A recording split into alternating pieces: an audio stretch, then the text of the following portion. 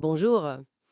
Aujourd'hui, on plonge dans un sujet assez frappant, le décalage entre ce que les entreprises investissent en IA, en automatisation, et ce que les employés, eux, attendent vraiment. Oui, un vrai paradoxe.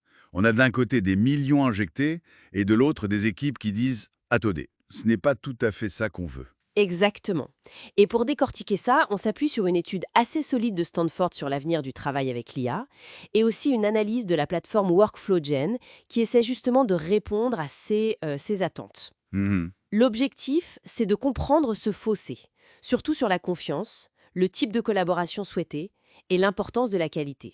Alors, on y va? Allons-y. Premier constat de Stanford, et c'est peut-être le plus important, la confiance, ou plutôt la méfiance. Ah oui, Figurez-vous que pour 45% des travailleurs, le frein principal à l'adoption de l'IA, ce n'est même pas la peur de perdre son emploi, non, c'est le manque de confiance. c'est ça. On ne sait pas trop comment ça marche, si c'est fiable. Voilà, on veut de la transparence sur le fonctionnement, sur la fiabilité de l'outil. Ça peut paraître simple, mais c'est vraiment central. Tout à fait. Et c'est là que la technologie doit jouer son rôle. Une plateforme comme WorkflowGen, par exemple, met en avant des choses comme les pistes d'audit. C'est-à-dire, Savoir exactement qui a fait quoi quand, y compris quand c'est l'IA qui agit. Ou encore l'IA explicable, la XAI. L'idée, c'est un peu de pouvoir regarder sous le capot, de comprendre pourquoi l'IA a pris telle ou telle décision. d'accord, pour ne pas avoir une boîte noire, quoi. Exactement. Sans cette transparence, c'est très difficile de bâtir la confiance nécessaire pour que les gens l'utilisent sereinement. Mais cette explicabilité, est-ce que c'est vraiment accessible ou est-ce que ça reste un truc d'expert? C'est le défi, bien sûr. L'objectif, c'est pas de transformer tout le monde en data scientist, c'est plutôt de visualiser les étapes, de rendre le processus compréhensible. Mhm. Même si on ne comprend pas l'algorithme derrière, voir le cheminement logique, ça aide à démystifier. Et c'est crucial. Ok, très clair. Deuxième point super intéressant de l'étude, le type de relation qu'on veut avec l'IA, Ah oui, l'échelle d'agentivité humaine. c'est ça. De H1, tout automatique, à H5, tout manuel. Et le niveau qui ressort le plus, c'est le H3. Le partenariat équilibré. Voilà, en gros, on veut collaborer avec l'IA, pas être juste un exécutant ou pire, être remplacé. L'IA vu comme un assistant, un copilote. Et ça, c'est vraiment au cœur des approches comme les processus agentiques hybrides que propose WorkflowGen. L'idée, c'est de pouvoir configurer très finement qui fait quoi. D'accord. L'IA peut, par exemple, gérer les tâches un peu routinières, préparer des dossiers, analyser des données, mais l'humain garde la main sur les décisions critiques. Sur les points de contrôle clés. Exactement. Sur les cas complexes, les exceptions, c'est une véritable orchestration entre l'humain et la machine, pas une substitution pure et simple. L'IA augmente, elle ne remplace pas forcément. Ce qui nous amène logiquement au troisième point, la priorité donnée à la qualité sur la simple vitesse. Mhm. Près de la moitié des personnes qui voient l'IA d'un bon œil, 47% le font parce qu'ils pensent que ça va améliorer la qualité de leur travail. Pas seulement la quantité ou la rapidité. Non. Et l'objectif principal, pour une large majorité, 69%, c'est de se libérer du temps pour des tâches plus intéressantes à plus forte valeur ajoutée. Ce qui est logique. Et ça soulève une question importante sur l'IA elle-même.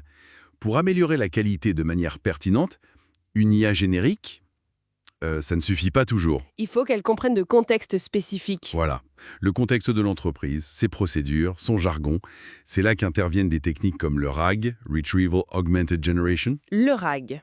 En gros, avant de répondre ou d'agir, l'IA va chercher l'information pertinente et à jour dans les documents internes de l'entreprise. Manuels, procédures, bases de connaissances. Ah oui, elle se nourrit de la documentation maison. C'est ça. Elle apprend les règles spécifiques.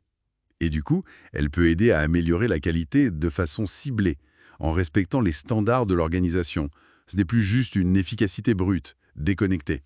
Et on peut choisir son modèle d'IA d'ailleurs, OpenAI, Anthropic. Oui, la flexibilité est importante aussi. Mais alors, malgré tout ça, ce besoin de confiance, ce désir de partenariat, cette priorité à la qualité, l'étude de Stanford pointe un problème majeur. Le désalignement des investissements. Oui, 41% des fonds alloués à l'IA iraient vers des domaines où, justement, les employés sont plutôt réticents ou qui ne sont pas jugés prioritaires par eux. C'est fou, non? C'est énorme. Et ça explique sans doute pourquoi tant de projets IA ont du mal à décoller ou à être vraiment adoptés sur le terrain. On investit à côté de la plaque, en quelque sorte. Un peu. C'est pour ça qu'une approche d'implémentation plus progressive est souvent recommandée. Commencez petit. Tester, prouver la valeur. Oui, construire la confiance sur un cas d'usage précis, montrer la valeur ajoutée concrète, peut-être en automatisant une tâche vraiment pénible et sans grande valeur stratégique avant de vouloir tout changer. Et l'intégration avec l'existant, j'imagine que c'est clé aussi. Fondamental. Que l'IA s'intègre bien avec les outils que les gens utilisent tous les jours comme Microsoft 365, SAP, etc. Il faut que ça fluidifie le travail, pas que ça rajoute une couche de complexité. Donc, si on essaie de résumer un peu tout ça, le message principal, c'est que pour réussir l'intégration de l'IA, il faut vraiment la penser human-centric. Centré sur l'humain, oui. Mettre l'accent sur la confiance via la transparence. Viser un partenariat équilibré, le fameux H3, et chercher avant tout à améliorer la qualité du travail et à libérer du temps pour des tâches plus valorisantes. C'est exactement ça. C'est peut-être moins spectaculaire que de viser l'automatisation totale tout de suite, mais c'est sans doute beaucoup plus réaliste et plus efficace à long terme. Une approche plus durable, en somme. Tout à fait. Et ça nous laisse avec une question intéressante pour la suite, je trouve.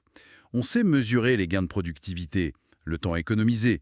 C'est assez facile. Les métriques classiques, oui. Mais comment est-ce qu'on pourrait mesurer l'impact de cette IA collaborative sur des aspects plus qualitatifs? Je pense à la satisfaction au travail, au sentiment d'accomplissement, peut-être même à la réduction de la charge mentale. Ah oui, c'est une excellente question. Quelle nouvelle métrique il faudrait inventer pour vraiment capter cette valeur ajoutée humaine qui est tout aussi essentielle, sinon plus? C'est un vrai défi, je crois, pour les années à venir. Comment mesurer le mieux travailler et pas seulement le travailler plus vite?